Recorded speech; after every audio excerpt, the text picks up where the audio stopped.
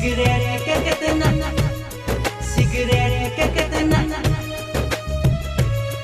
Cigarette के कितना दीवाह के लिए खाली गए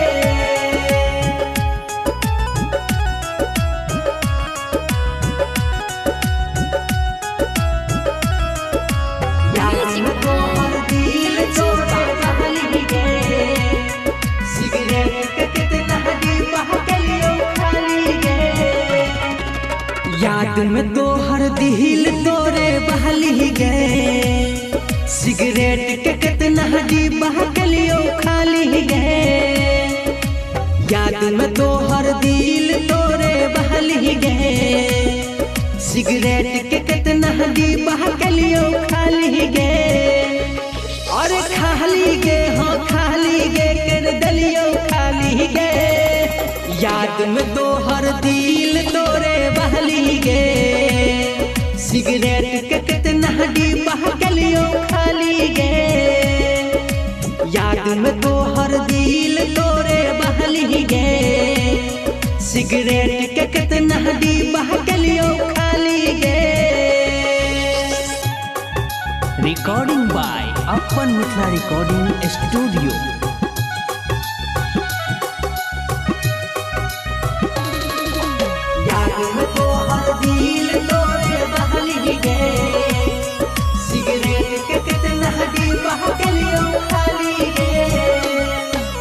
कोहरी के चल गहल मोर कबर गे तोरा तो मिल लो दोसर ला भर गे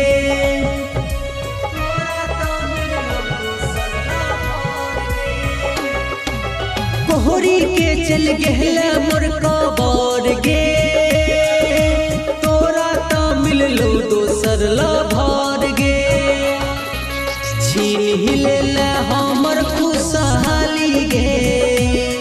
सिगरेट के कितना डिब्बा के लिए खाली गे याद में तो हर दिल तोरे बहली गे सिगरेट के कितना डिब्बा के लिए खाली गे। रिकॉर्डिंग बाय अपन मिथिला रिकॉर्डिंग स्टूडियो।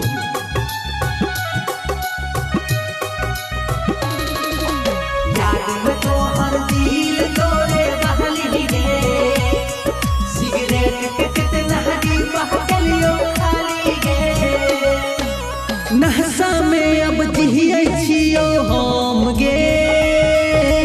जल्दी मर तो अब रंजे रोक गे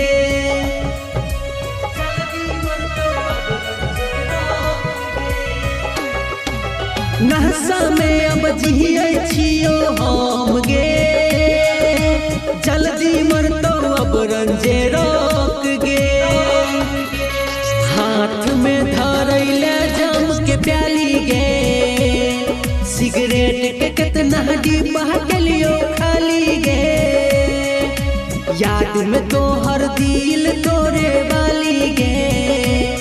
सिगरेट के कितना डिब्बा